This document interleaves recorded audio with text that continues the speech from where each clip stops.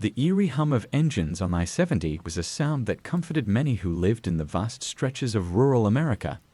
This highway, stretching from Maryland to Utah, sliced through the Midwest, carrying truckers, travelers, and locals alike. But in 1992, the comforting hum transformed into a death knell for several unfortunate souls who would encounter a man whose darkness knew no bounds. This is the story of the I-70 killer, a name that would send chills down the spines of everyone who ever drove along that lonely, endless stretch of asphalt. It all began on an ordinary April evening in 1992. In Indianapolis, Indiana, a small shoe store was preparing to close for the night.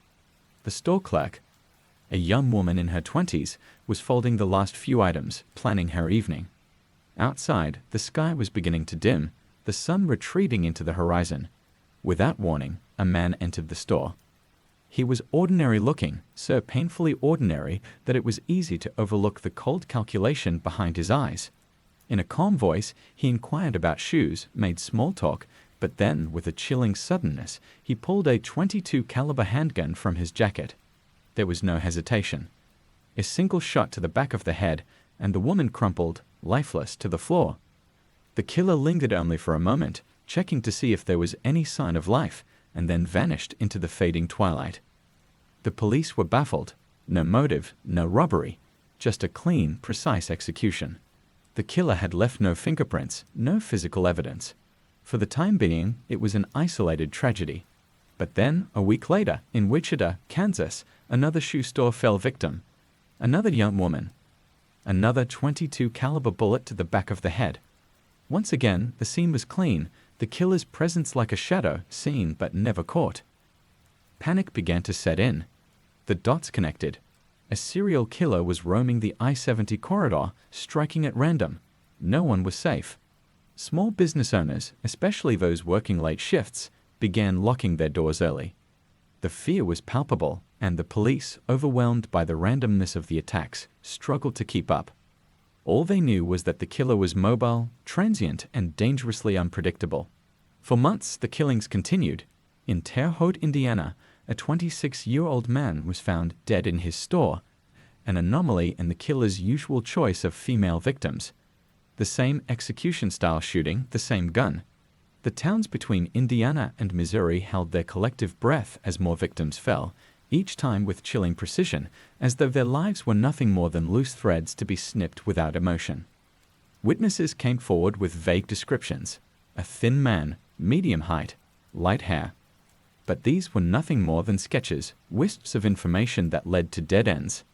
Each time the killer struck, he vanished as swiftly as he had arrived, like a ghost haunting the interstate. The media dubbed him the I-70 killer, and the legend grew. By June of 1992, the killings inexplicably stopped. It was as though the murderer had simply evaporated into the night. For years, police tried to pick up the trail, following leads that grew colder by the day. But no suspect was ever charged. There were theories, of course. Some speculated that the killer had been a trucker, constantly on the move, using the highway to remain elusive. Others believed he was a local, blending in seamlessly with the small-town Midwest.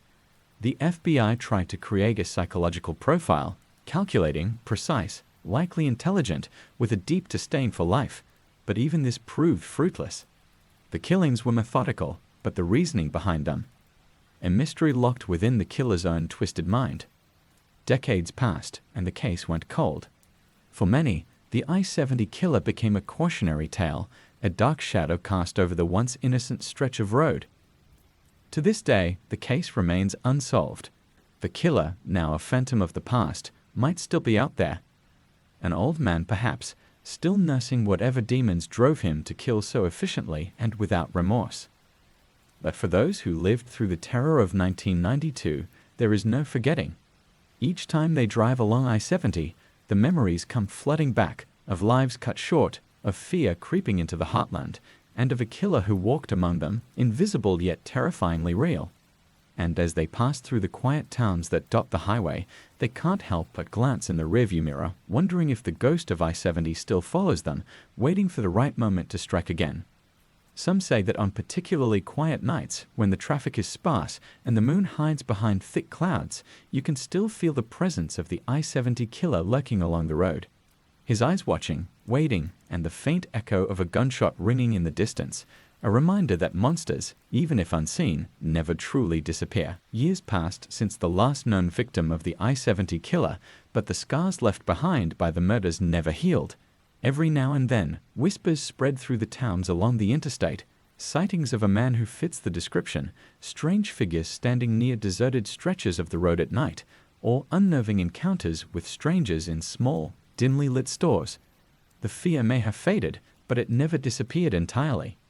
One rainy autumn evening, a trucker named Earl Johnson was driving the night shift, hauling freight across the Midwest. Earl was a veteran on the road, accustomed to the long, empty highways, but something about that night felt wrong. The rain slapped against his windshield in steady, rhythmic bursts, making it hard to see beyond his headlights. As he approached a small, unremarkable exit near the Kansas border, he spotted a figure walking along the shoulder. At first, Earl thought it was a stranded motorist, and his hand instinctively reached for the CB radio to call for help. But as he passed, the figure turned and faced his truck, and in the brief flash of his headlights, Earl saw the man's face, thin, pale, and emotionless, eyes that held a darkness so deep, Earl felt it in his bones. A cold shiver ran down his spine, and his grip on the wheel tightened. He glanced at the rearview mirror, expecting to see the figure disappear into the night, but instead, the man was standing still, staring directly at him with a strange, unsettling smile. Earl sped up, his heart pounding in his chest. He knew the stories. Everyone who drove the I-70 knew them. The face in the darkness. Could it be him?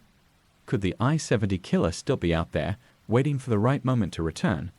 Earl shook the thought from his mind, telling himself it was just the rain playing tricks on him. But the unease remained. Weeks later, another body was found, this time in Ohio. A young woman, working alone in a small boutique on the edge of town, was discovered in the back of the store. She had been shot execution style with a .22 caliber handgun, just like the victims from 1992. The scene was eerily familiar. No robbery, no signs of struggle, just a cold, methodical killing. The news broke like wildfire, and suddenly, the nightmare had returned. Was it a copycat? A sick prank? Or worse, had the I-70 killer resurfaced after all these years? Authorities scrambled to reopen the case, combing through old files, looking for any missed clues. But the investigation went nowhere, just like before. The trail was as cold as it had been decades ago, and the killer a ghost once more. It was around this time that a retired detective named Frank Darnell, one of the original investigators on the I-70 case, received an anonymous letter in the mail. The handwriting was scrawled and erratic, as though written in haste. Inside, the letter was brief, but it sent a chill through Frank's aging body. You looked for me. You never found me. But I found you. There was no return address, no signature, just the menacing reminder that the killer had never truly left. Frank hadn't thought about the case in years, but now, memories of sleepless nights and dead ends came rushing back to him. He hadn't forgotten the victims, hadn't forgotten the faces of the grieving families who begged him for answers he couldn't give. But most of all, he hadn't forgotten the dread that crept up his spine as he realized they were dealing with something far more sinister than just a man, a monster with no rhyme or reason, only a thirst for death. One night, Frank couldn't shake the feeling that something was terribly wrong. He had been haunted by nightmares ever since receiving the letter, visions of the killer standing over him, whispering threats in the dark. But tonight, those nightmares felt closer, more real. The shadows in his house seemed to move, the silence around him too thick, too still. At 3 a.m., Frank awoke to a sound coming from downstairs, a soft creak of the floorboards, almost imperceptible, but enough to raise the hairs on the back of his neck. He reached for the gun he kept in the drawer by his bedside, heart pounding in his chest, and crept down the stairs. In the hallway, a figure stood by the door, silhouetted against the faint moonlight seeping through the window. Frank aimed his gun, hands trembling. "Who are you?" he demanded, though he already knew the answer. The figure stepped forward, revealing a gaunt, pale face. His eyes, cold, dead eyes that held no remorse, locked onto Frank's. The same eyes Frank had imagined for years, the same ones described by countless witnesses. "I told you," the man said, his voice soft, almost amused. "I found you." Frank fired, but the man was already gone, slipping into the night like a shadow. The police arrived soon after, but there were no signs of forced entry, no evidence to suggest anyone had been there at all. Just Frank, standing alone in his hallway, shaking with the weight of his past. The I-70 killer, or whoever, or whatever he was, had returned. And this time, he was playing a much darker game. The killings resumed, sporadic but identical to those in 1992. The same cold precision, the same eerie lack of motive. Small towns along I-70 once again lived in fear, locking their doors, looking over their shoulders, wondering who would be next. And as the years passed, the I-70 killer remained a ghost, a whisper on the wind. Always watching, always waiting, always one step ahead.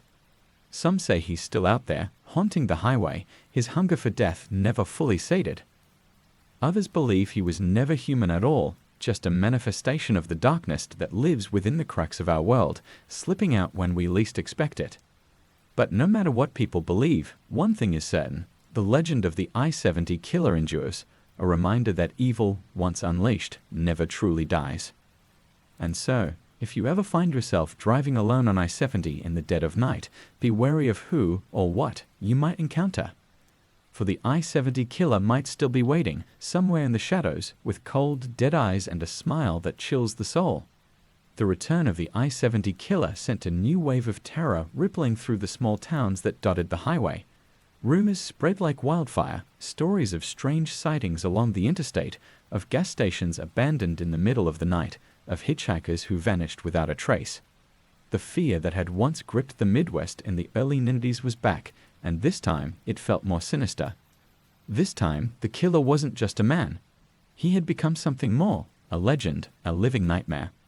In the town of Vandalia, Illinois, where one of the earlier murders had taken place, a young woman named Emily had grown up hearing the stories. Her mother had worked late shifts at a convenience store back in the 90s, always locking the door behind her after sunset, never daring to linger after closing time. Emily's mother had survived the terror, but many others hadn't. Now, in her early 20s, Emily was too young to have lived through the worst of it, but the stories lingered, passed down like ghost stories told to scare children. One night, after her shift at a local diner, Emily was driving home along I-70. The highway stretched out before her, a dark ribbon illuminated only by the glow of her headlights. The night was unusually still, the trees on either side of the road swaying gently in the breeze. But as she approached the familiar exit toward Vandalia, a sense of unease settled over her. She noticed a car pulled off to the side of the road, its hazard lights blinking weakly in the distance. Slowing down, Emily debated whether to stop. Her mother's warnings about the I-70 killer echoed in her mind. But this was different, wasn't it? It had been years since the last killing, and surely no one could still be out there after all this time. As she neared the car, she saw a man standing beside it, waving her down. He was tall and thin, his face obscured by the shadows. Against her better judgment, Emily pulled over, rolling down her window just enough to speak. "Hey, you need help," she called out, her voice steady but cautious. The man stepped closer, and in the dim light of her car, she could make out his features: pale skin, gaunt face, and eyes that seemed to hold an unsettling calm.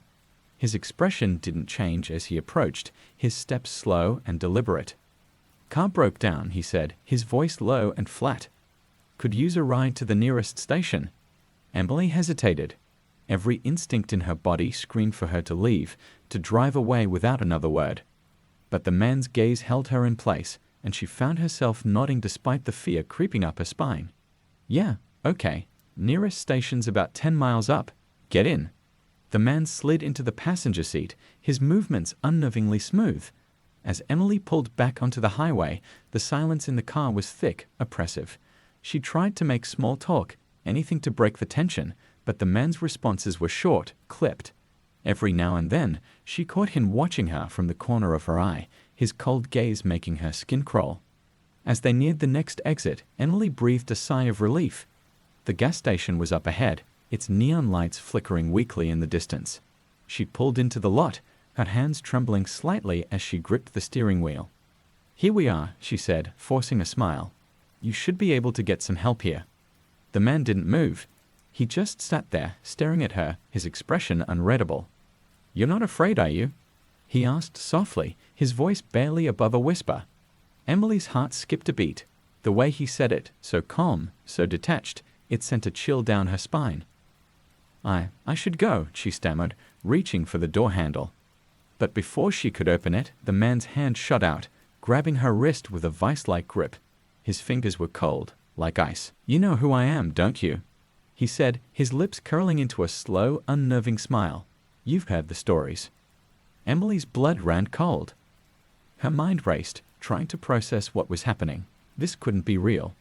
The I-70 killer was a myth, a story people told to scare each other. He couldn't be sitting in her car, staring at her with those dead, lifeless eyes. In a sudden burst of adrenaline, Emily yanked her wrist free and threw open the door. She bolted from the car, her feet pounding against the asphalt as she sprinted toward the gas station. Behind her, she could hear the man's footsteps, slow and deliberate, echoing in the quiet night.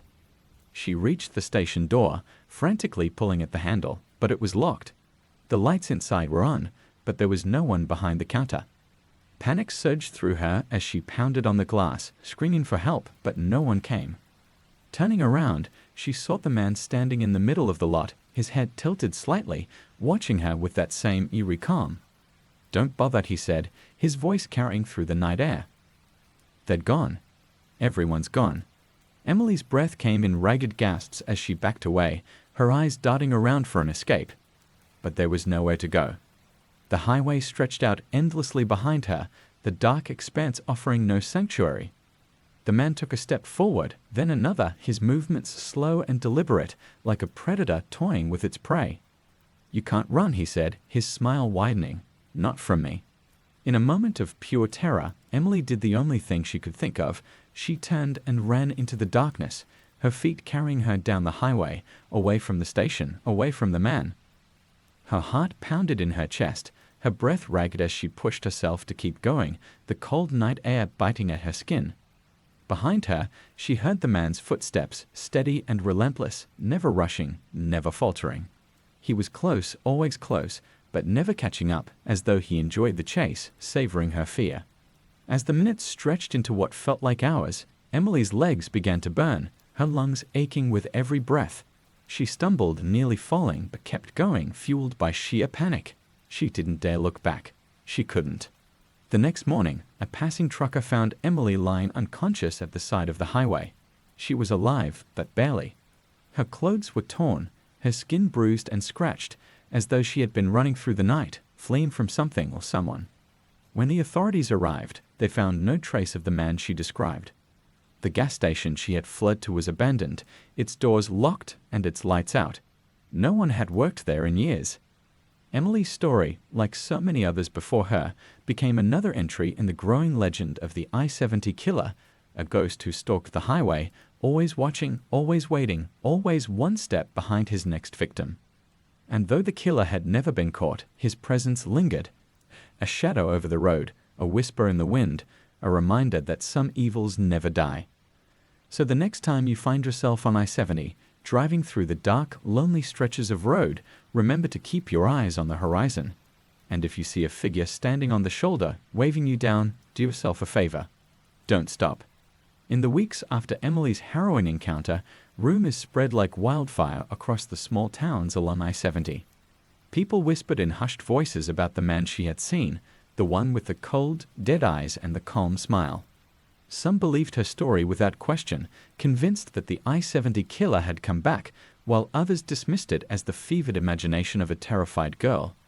But deep down, everyone felt it. A creeping dread that stirred old fears. A reminder that the past had never truly let go. Emily, meanwhile, couldn't escape the nightmare. She was haunted by the memory of that man, his pale face and those chilling words, "You can't run." Every night, she woke in a cold sweat, convinced he was standing at the foot of her bed, watching her with that same predatory calm. The police offered no comfort. They found no evidence of the man, no trace of him along the highway. It was as though he had simply vanished into thin air. But Emily knew. She knew he was still out there, watching, waiting. One late afternoon, as the sun dipped low in the sky, casting long shadows across the fields, Emily sat in her room, staring out the window. She hadn't left her house in days, too afraid to venture far from the safety of her home. Her mother had tried to comfort her, but Emily could see the fear in her eyes. They both knew the truth. The I-70 killer wasn't just a legend. He was real, and he was hunting again. As the light outside faded, Emily's phone buzzed on her bedside table, pulling her from her thoughts. It was a text from an unknown number. "I told you, you can't run." Her blood froze. She stared at the screen, her heart hammering in her chest.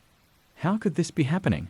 She had changed her number, moved to stay with her mother, and yet somehow he had found her. The room seemed to close in around her, the walls pressing tighter and tighter as her breath quickened.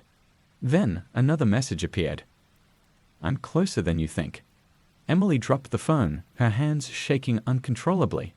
She rushed to lock the windows, the doors, anything that might keep him out. But as she bolted the front door, her phone buzzed again. She hesitated, dread gnawing at her, before picking it up. "Look outside." Her heart nearly stopped. Slowly, she turned toward the window, her breath caught in her throat. Outside, standing in the fading light of the evening, was a figure. He was standing on the road, motionless, just beyond the reach of the streetlights. Even from the distance, she knew it was him. The same pale face, the same eerie calm. He didn't move. He didn't need to. The smile on his face was enough. Emily's pulse thundered in her ears as she backed away from the window, her mind racing. She needed to get out to run, but where? No matter where she went, he would find her. He had always found her. In the hours that followed, Emily hid inside her house, her back pressed against the wall of her bedroom as she listened for any sound, any hint that he was coming closer. Her phone buzzed intermittently, each time sending a fresh wave of terror through her, but she didn't dare check the messages. She knew what they would say.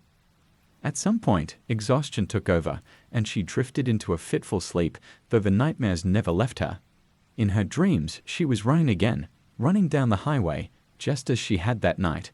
But no matter how fast she went, he was always right behind her, his footsteps slow and steady, his voice echoing in the darkness.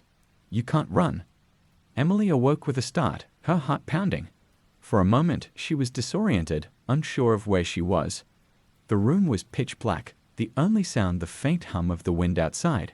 She reached for her phone, half expecting another message, but there was nothing. She sat up, trying to shake off the lingering fear from the dream when she noticed something. A noise. Faint, but unmistakable, the sound of footsteps outside her window. Her breath caught in her throat as she froze, straining to listen. The footsteps stopped, but in their place came a soft, rhythmic tapping against the glass. Tap, tap, tap. Slowly, her eyes drifted toward the window. The curtains were drawn, but she could see the outline of a figure on the other side, standing impossibly still. Tap, tap, tap. The sound continued, methodical, relentless. It was him. He had found her. For a moment, Emily couldn't move, paralyzed by the sheer terror that gripped her. But then, without thinking, she bolted for the door. She needed to get out, to escape, before he broke through the window. She sprinted down the hallway, her feet barely touching the ground, but as she reached the front door, she stopped cold. The door, it was unlocked. She had locked it, hadn't she? She was sure she had. A cold realization crept over her, seeping into her bones. Slowly, she turned toward the dark hallway behind her, her heart hammering in her chest. He was inside. In the days that followed, the police searched Emily's house, but they found nothing, no signs of forced entry, no evidence of a struggle. Her car was still parked outside, her belongings untouched. It was as though she had simply disappeared into thin air. The only clue was her phone, left on the floor of her bedroom, with one final message on the screen. "You can't run." Her disappearance became another unsolved mystery along I-70, another name added to the growing list of victims. The townspeople whispered, just as they had before, about the killer who never seemed to age, who never left a trace. Some said he was a man, others said he was something else, something darker, something not bound by the rules of this world. And though no one saw him again, the legend of the I-70 killer lived on, passed down through generations. Drivers along the highway learned to be wary of strangers, to lock their doors at night, and never ever stop for anyone. Because somewhere out there, in the shadowed corners of the world, the I-70 killer still watches, waiting for his next victim. He may be a ghost, a figment of the past, but his presence lingers, just out of sight, just beyond the light. So if you ever find yourself driving along I-70 and you feel a sudden chill in the air, or catch a glimpse of a pale figure standing on the side of the road, remember Emily's fate. And whatever you do, don't stop. Years went by, and Emily's disappearance became just another ghost story told in whispered voices across the towns lining I-70. Those who remembered the original killings in 1992 saw the patterns repeating, each victim claimed without rhyme or reason, each one vanishing without a trace or leaving behind the chilling reminder, you can't run. But the younger generation wasn't as easily frightened.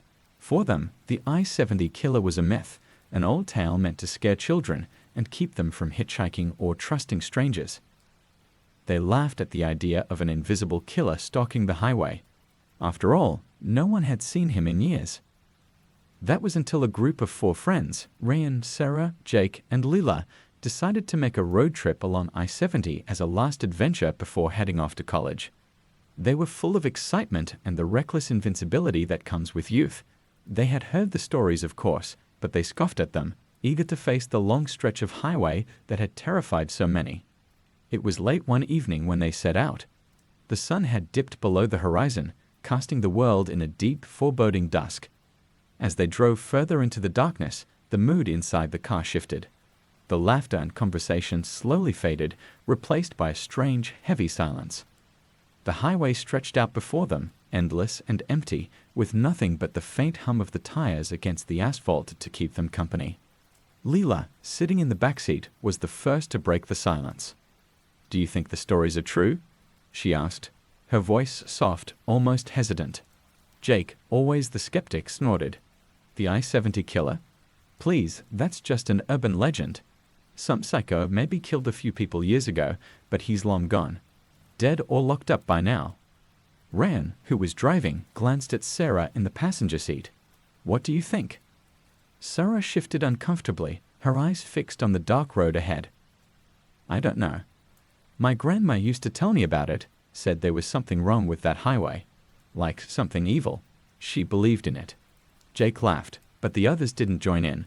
Lila leaned forward, her face pale in the dim light of the dashboard. "I heard that the killer doesn't die," she said quietly. "Like he's still out there waiting. And when he finds you, he just watches like a shadow. And when you realize he's there, it's already too late." The group fell into an uneasy silence after that, each lost in their own thoughts as the car continued its steady pace down the highway.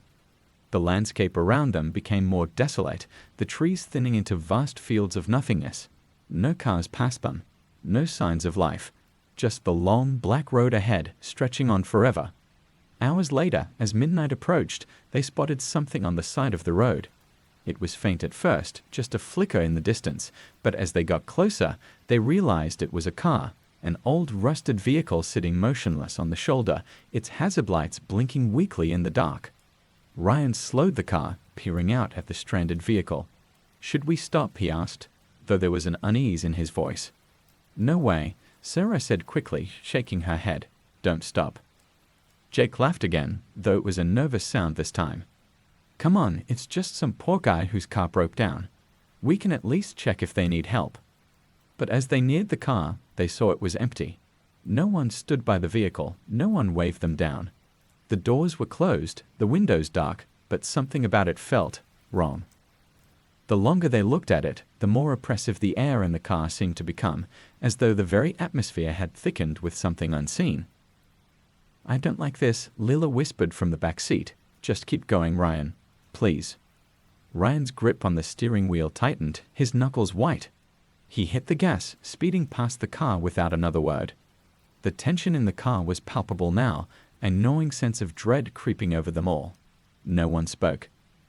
An hour passed, and the night grew deeper.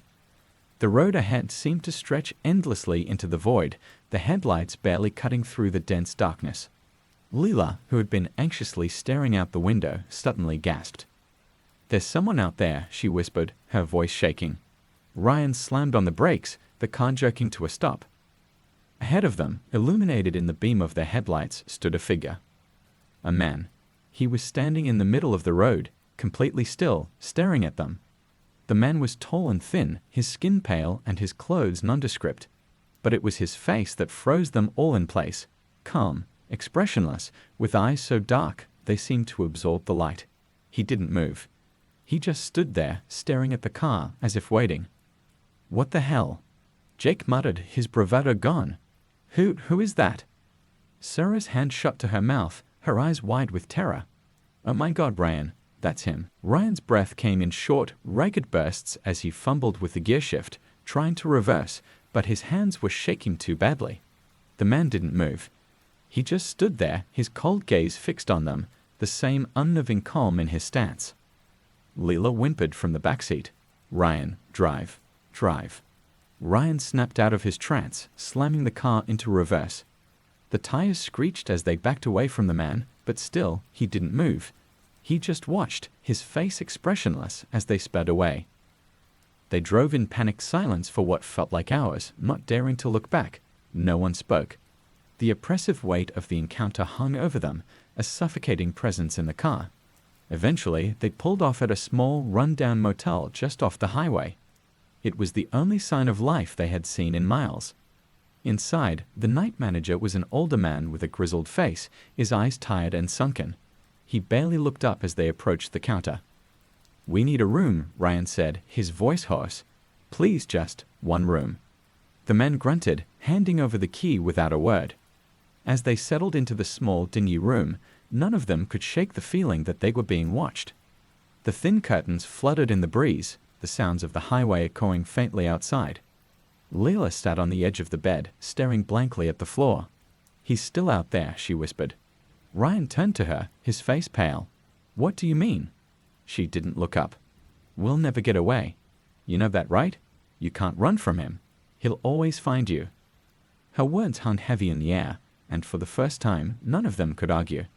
Deep down, they all knew it was true. And so they waited, trapped in the small room, their hearts pounding in their chests as the night stretched on. Outside, the highway was quiet, but somewhere, in the shadows, the man was watching. When morning came, Ryan awoke to find the room eerily quiet. His friends were still asleep, or so he thought. But when he shook Sarah's shoulder, she didn't stir. Neither did Jake, neither did Leela. A cold wave of horror washed over him as he realized their skin was cold to the touch, their eyes open but unseeing. And on the wall, scrawled in thin, jagged letters, were the words, "You can't run." The I-70 killer had struck again, leaving no trace, no witnesses, only the same haunting message. And as the police once again combed the area for clues, they found nothing. Just another group of victims claimed by the darkness that lingered along the highway.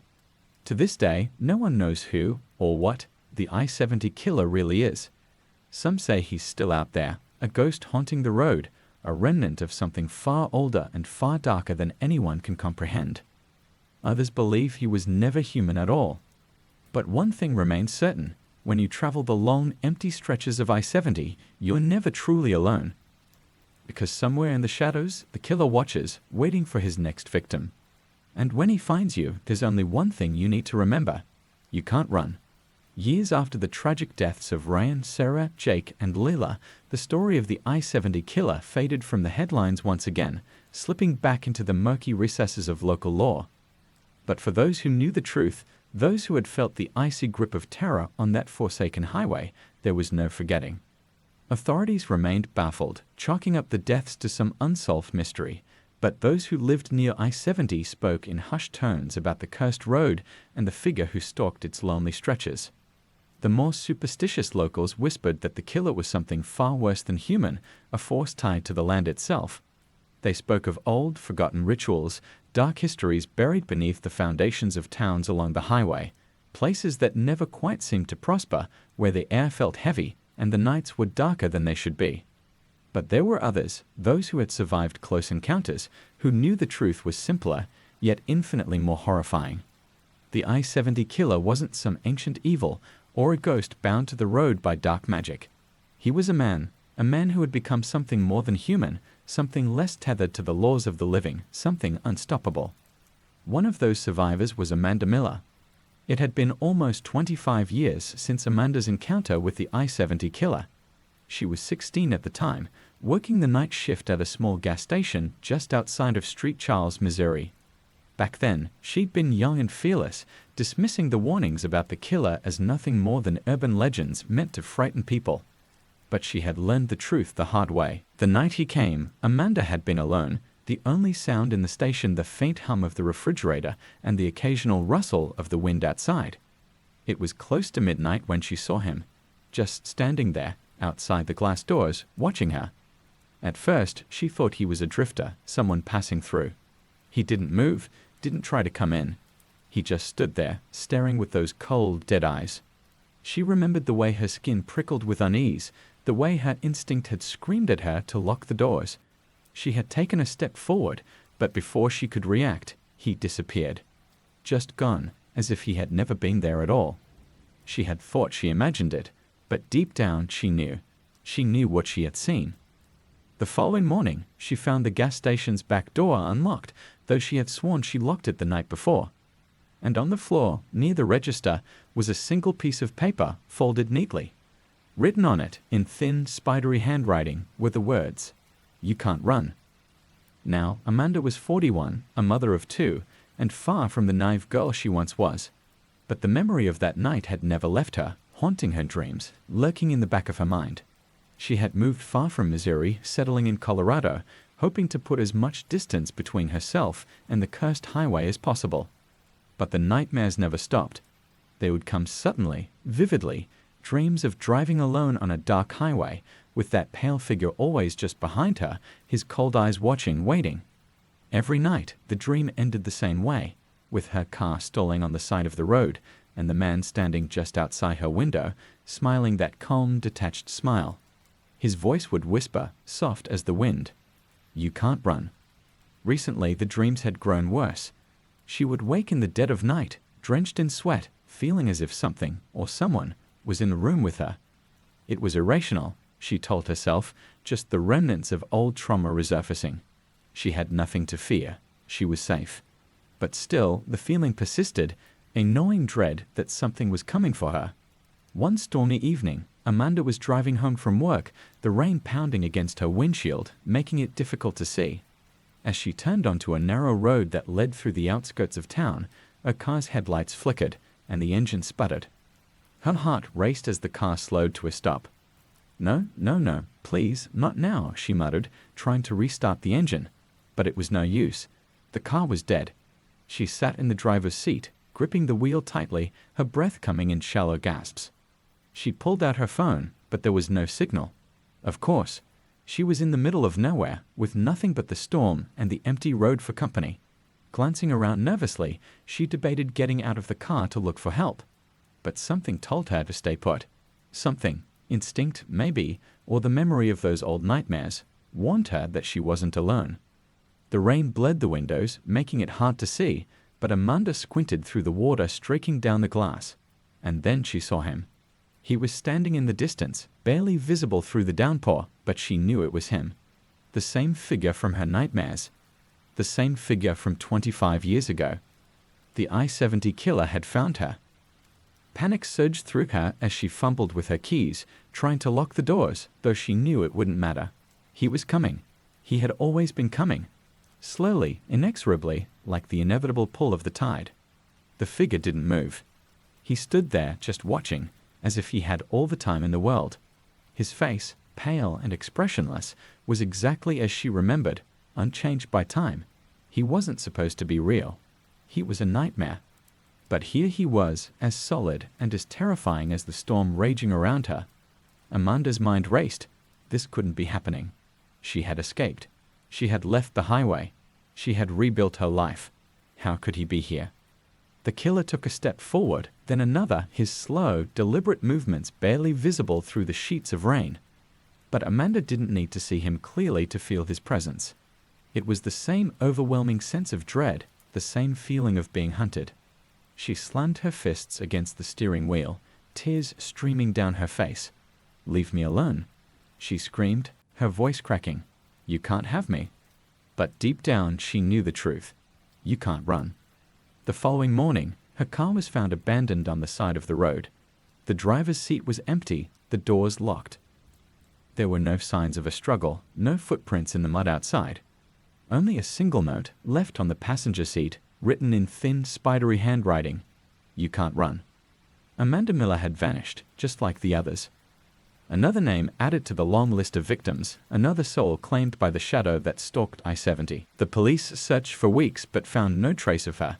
Just like all the others, it was as though she had been swallowed by the night, taken by something beyond comprehension. And so, the legend of the I-70 killer continues, a phantom haunting the highway and the lives of those who dare to drive its lonely stretches. No one knows when he will strike again, but one thing is certain. He's still out there, always watching, always waiting. And you can't run. So, the next time you find yourself on a long, empty highway, with nothing but the hum of your car and the darkness stretching out ahead, keep your eyes on the road. Stay alert. And if you ever see a pale figure standing in the distance, don't stop. Because if he finds you, you'll learn what so many others have discovered. You can't run. And he never stops. Months passed since Amanda Miller's disappearance, and once again, the I-70 killer faded into the whispers of the night. People were terrified, but their terror was cloaked in silence, the kind that seeps into the air, into the blood, but isn't spoken aloud. The authorities still had no leads, no clues. Each case was a perfect dead end, each victim vanishing as though they had never existed. But deep in the heart of those small towns, scattered along the interstate, something darker was brewing. People were beginning to see things, shadowy figures on the road at night, faces in the rearview mirror that vanished when they looked again. Some said it was paranoia. Others believed the I-70 killer had turned into something even more sinister, a force of nature bound to the road, growing stronger with each victim. One such believer was Greg Hansen, a truck driver who had been driving the I-70 route for over 15 years. He had heard all the stories, seen the news reports, and even knew a few of the families who had lost loved ones to the mysterious killer. But like many, Greg had always chalked it up to bad luck or coincidence. After all, he had driven those same stretches of road hundreds of times and had never seen anything out of the ordinary. Until the night he did. It was late autumn, the chill of the season creeping into the air as Greg made his usual run from Indianapolis to Denver. The night was quiet, the highway almost empty, save for the occasional car speeding by. The darkness was thick, pressing in on the edges of his headlights, making everything beyond seem infinite and empty. As he drove, his mind wandered, lulled by the rhythmic thrum of the engine. But then something on the side of the road caught his eye. At first, it was just a shape, something standing near the shoulder. A person, maybe. Greg slowed slightly, squinting through the darkness, trying to make sense of what he was seeing. And then he saw him. A man, standing perfectly still just outside the reach of his headlights, his face pale and gaunt, his eyes hollow. The figure didn't move, didn't gesture for help, didn't acknowledge Greg at all.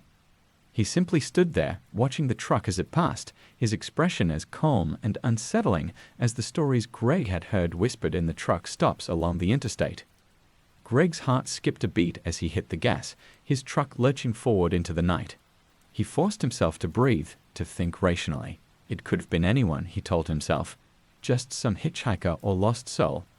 But even as he tried to convince himself, a cold dread crept over him, settling deep in his bones. That face, the eyes, they were the same as the ones described by survivors, the same calm, detached expression that haunted the nightmares of so many. As the minutes dragged on, Greg's unease only grew. He kept glancing in his rearview mirror, expecting to see the figure standing in the road behind him, but there was nothing, just the empty stretch of highway and the blackness of the night. But the feeling, the presence, remained, gnawing at him, making the hairs on the back of his neck stand on end. Suddenly, his CB radio crackled to life, interrupting the eerie silence. "Hey, anyone out there?" a voice called, breaking through the static.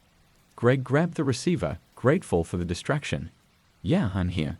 What's up?" "Just saw something real weird back at mile marker 123, the voice said, sounding shaken. Some guy standing in the middle of the road. Almost hit him." Greg's blood ran cold. Mile marker 123. That was where he had seen the figure. You too? Greg asked, his voice low, unsure whether to feel relieved or more terrified. I saw him. Didn't move, just stood there. The voice on the other end went silent for a moment, then returned, quieter now. You think it's him? The I-70 killer?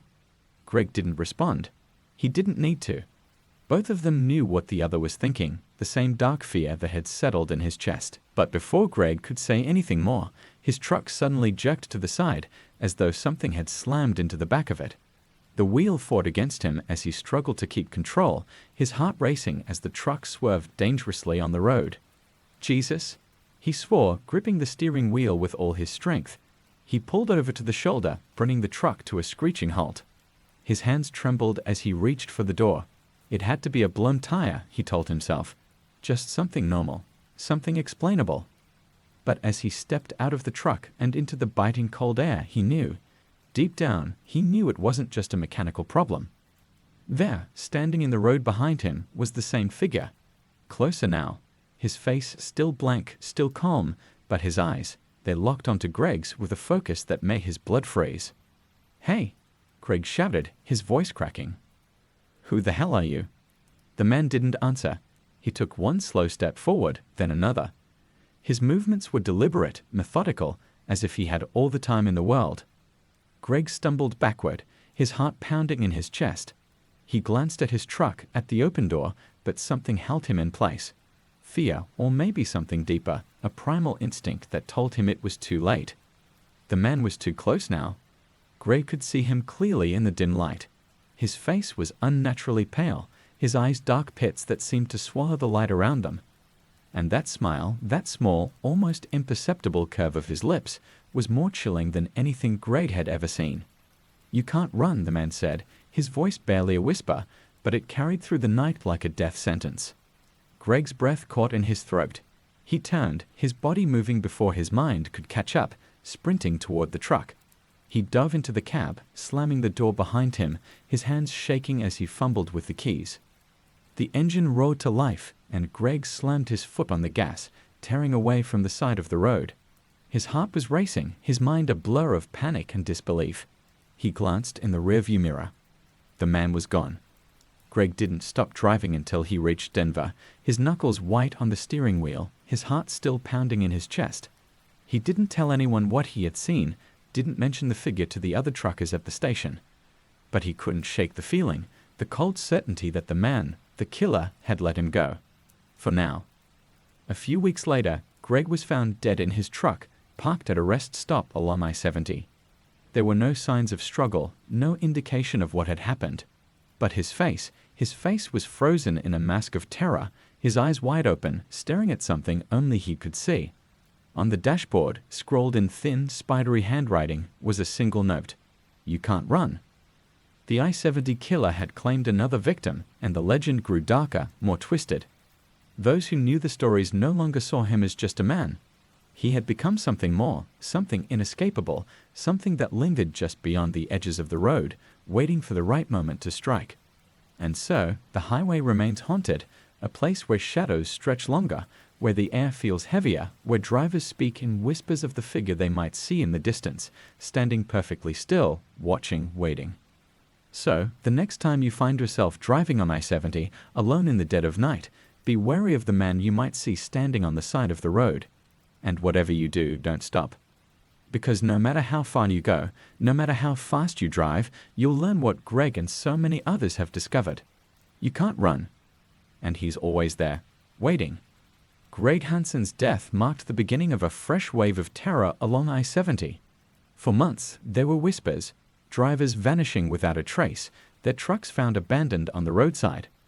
Those who dared to speak of it swore they saw a man standing in the dark, just beyond the reach of their headlights, his calm gaze tracking them as they passed. Police increased patrols, investigators combed the highways, but they always came up empty-handed. No leads, no clues, just a growing number of missing persons and the same eerie pattern. The words "you can't run" scrawled somewhere at the scene in the same spidery handwriting. But despite the growing fear, there was one woman determined to stop him. Her name was Ellen Wade, a retired journalist and widow of one of the I-70 killer's earliest victims. Her husband, Robert, had been killed in 1992, the first in the long string of murders that had haunted the interstate for decades. Robert had been working alone in a small electronics store when he was found, executed with a single shot to the back of the head. No motive, no robbery, just a clean, precise kill. For years, Ellen had lived with the grief, unable to make sense of the senseless violence that had taken her husband. But when the killings resumed, when Greg Hansen's body was found with that same chilling note, something inside her snapped. She couldn't sit by and wait for the inevitable. She had to find the truth. Ellen's obsession led her deep into the heart of the mystery. She collected old police reports, studied witness testimonies, and pored over every scrap of information she could find. But the more she dug, the more she realized that the I-70 killer was no ordinary man. There was something unnatural about him, something that defied logic. Witnesses described him the same way over and over again, his gaunt face, his pale skin, his emotionless eyes. But what struck Ellen the most was that he hadn't aged. From 1992 to the present day, his appearance hadn't changed at all. He was as timeless as the highway itself, a figure caught outside the normal bounds of life and death. The final piece of the puzzle came to her one evening as she studied an old map of the Midwest. She had circled each location where a body had been found, marking the sites with tiny red dots. The pattern was almost random, spanning hundreds of miles of highway, cutting through small towns and vast stretches of emptiness. But there was something else. In the center of the map between Kansas, Missouri, and Illinois was a town called Fletcher's Hollow, a place that had been wiped off most modern maps. Ellen had stumbled across it in an old book about the history of the region, a town that had been abandoned in the early 1900s after a series of mysterious disappearances. Locals had long since forgotten about it, and it had faded into obscurity, buried under layers of time and neglect. Ellen's pulse quickened as she realized what it meant. Fletcher's Hollow wasn't just a coincidence. It was the origin. The killings had started somewhere, and everything pointed back to that town. She knew what she had to do. The road to Fletcher's Hollow was barely a road at all, overgrown with weeds and flanked by towering trees that seemed to close in on her as she drove deeper into the forgotten land. The sky was overcast, the sun hidden behind thick clouds, casting everything in a dull gray light. Ellen's heart raced as her car bumped along the uneven path. The deeper she went, the heavier the air felt, like something ancient and unseen was pressing down on her. She kept driving, refusing to let her fear stop her now. She had come too far. Finally, the trees opened up and Ellen saw it. A cluster of crumbling buildings, the remnants of what had once been Fletcher's Hollow. The town was eerily quiet, the kind of silence that seemed unnatural, as though the earth itself had stopped breathing. She parked her car near what looked like an old church, its steeple leaning precariously, the wood rotted and blackened by time. Taking a deep breath, she stepped out of the car, her footsteps crunching against the brittle grass as she made her way toward the center of the town. The wind picked up, swirling dead leaves around her feet, carrying with it a faint whisper, like distant voices echoing through the ruins. Ellen shivered, pulling her jacket tighter around her, but she kept going, driven by a sense of purpose that overpowered her fear. She didn't know exactly what she was looking for, but she could feel it. Whatever it was here, in this forgotten place. As she neared the center of the town, she saw it, a small, decrepit graveyard, hidden behind a rusted iron gate. The headstones were worn and weathered, their inscriptions long since faded, but one stood out from the rest. A single tall headstone, cleaner than the others, untouched by time. Ellen approached it slowly, her heart pounding in her chest. She knelt down to read the name engraved on the stone, her breath catching in her throat. Matthew Granger, 1890 to 1915. A shiver ran down her spine. Matthew Granger. She had seen that name before, buried deep in the history books she'd researched. Granger had been one of the first to go missing in Fletcher's Hollow. Some said he was the reason the town had been abandoned, that his disappearance had cursed the land.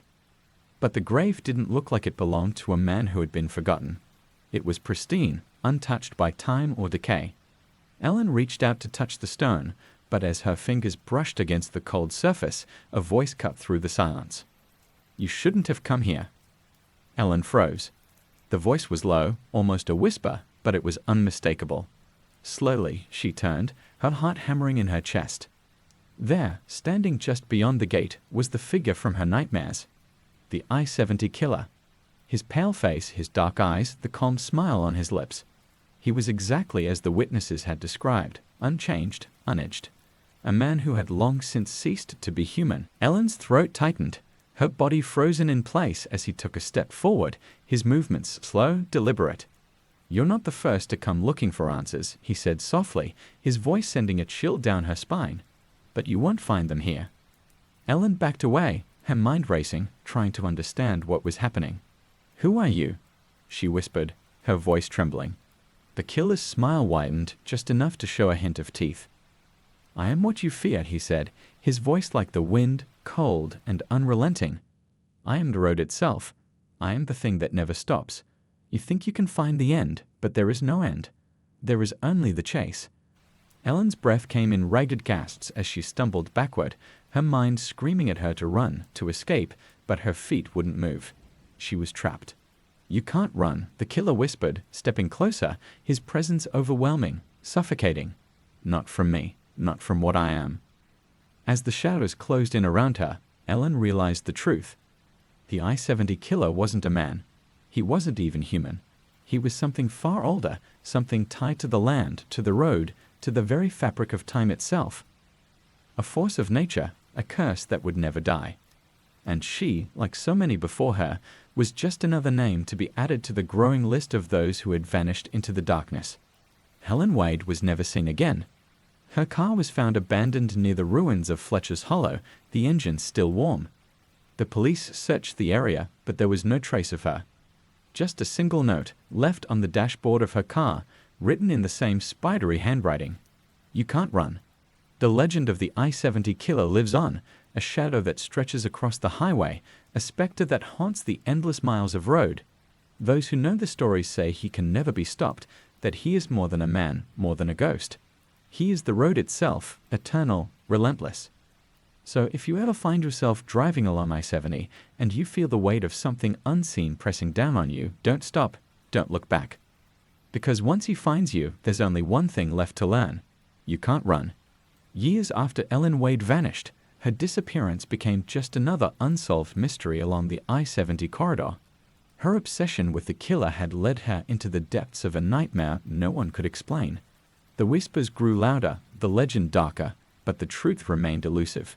Those who dared to dig deeper only found themselves staring into the abyss, swallowed whole by the same darkness that had claimed so many before. But there was one person who refused to let Ellen's story fade into the void, her daughter, Claire. Claire Wade had been just a child when her father was murdered, and she had watched helplessly as her mother spiraled into an obsession with the I-70 killer. After her mother's disappearance, Claire had vowed to never walk the same path. She had moved far away from the Midwest, determined to put distance between herself and the horrors of her past. But no matter how far she ran, the specter of the killer followed her, lingering like a shadow at the edge of her life. And then, one rainy afternoon, Claire received a letter. The envelope was old, yellowed at the edges, with no return address. Inside was a single sheet of paper, folded neatly, with just 3 words scrawled in the same spidery handwriting that had haunted her mother for years. Fletcher's Hollow. Now, Claire stood at the edge of the crumbling remains of Fletcher's Hollow, staring out at the ruins of the town that had taken her mother. The air was thick with an unnatural stillness, the sky overhead dark and heavy, as though it too had grown tired of watching the endless cycle of death and despair unfold on this cursed land. She hadn't wanted to come. She had fought the urge, buried the letter deep in a drawer, and told herself it was a sick joke. But something had drawn her here, something stronger than fear. Perhaps it was the need for closure, or maybe it was the same obsession that had driven her mother. Whatever it was, Claire couldn't ignore the call any longer. The ruins of the town loomed before her, ancient and forgotten, reclaimed by the earth. She could see the old church, its roof collapsed inward, the graveyard beyond it shrouded in mist.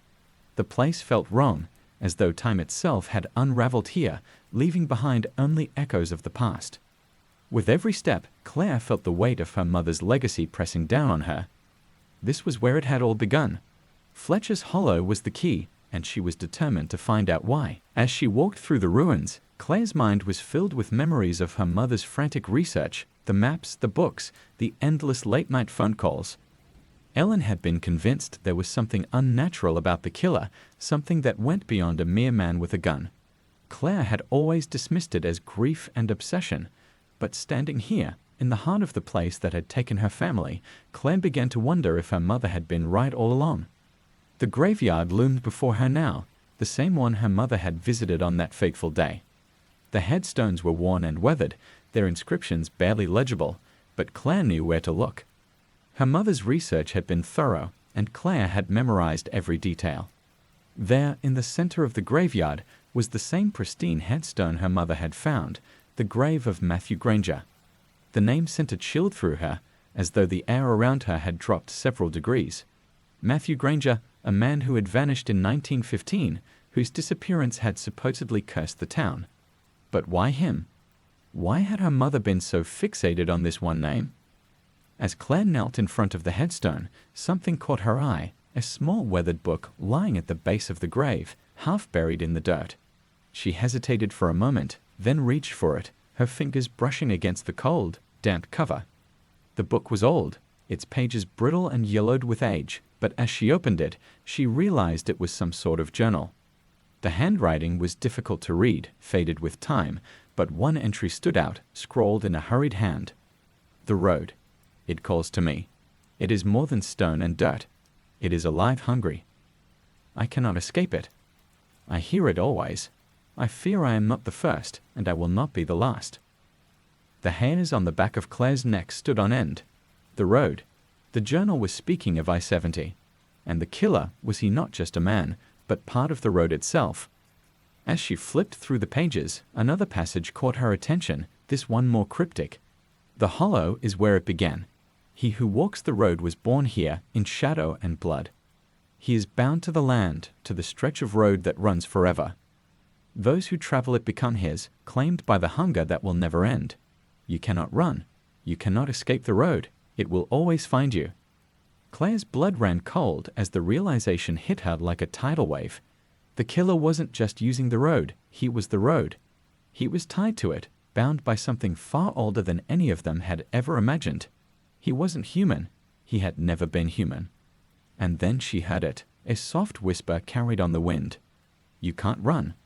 Claire's heart skipped a beat, her breath catching in her throat as she turned, scanning the ruins for any sign of movement. The mist had thickened around her, shrouding the town in a suffocating blanket of grey. But she could feel him, she could feel his presence, closing in, watching her from the shadows. Forcing herself to move, Claire bolted toward the church, her feet pounding against the uneven ground. She didn't know where she was going, only that she had to get away. The whispers grew louder, swirling around her like a storm. "You can't run, Claire. You never could." She stumbled into the church, its interior dark and crumbling, but she didn't stop. She made her way to the altar, her hands shaking as she fumbled with the book, flipping back through the pages, searching for something, anything that would tell her how to stop him. But the answers weren't there, just more warnings. More echoes of the same relentless truth. You can't run. The air in the church grew heavy, thick with the weight of something unseen. Claire could feel him now, closer than ever before. She turned, her back pressed against the altar, her eyes scanning the shadows that danced along the walls. And then he stepped forward. The I-70 killer. He looked exactly as the witnesses had described him. Tall, pale, with that same calm, detached expression. His eyes were dark, empty pits, and his smile, that smile sent a wave of terror crashing over her. "I've been waiting for you," he said softly, his voice like the wind that had carried the whispers. "Your mother, she thought she could stop me, but this isn't something that can be stopped." Claire's voice trembled as she spoke. "What are you?" The killer's smile widened, just enough to show a hint of something darker, something inhuman. "I am the road. I am the thing that never stops. I am the hunger that claims the lost and the damned." He stepped closer, and Claire felt the cold grip of fear tightening around her. She backed away, her heart racing, but there was nowhere to run. "You see," he whispered, his eyes locking onto hers. "You can't escape me, Claire. You never could." The road has already claimed you. The mist thickened, swirling around them like a living thing as the killer's presence grew overwhelming. Claire's vision blurred, her thoughts scattering as the darkness closed in. And in her final moment, as the shadows consumed her, she heard his voice, soft and relentless. "You can't run."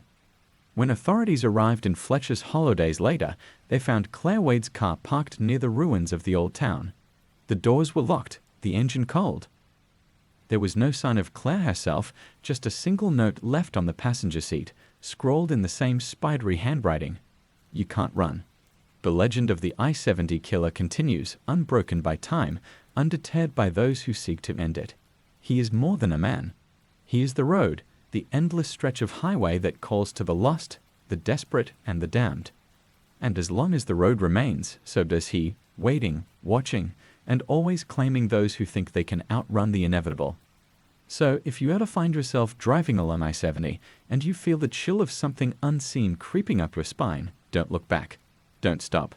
Because no matter where you go or how far you try to run, the road will always find you. And you'll learn, just like all the others. You can't run. And the road never ends.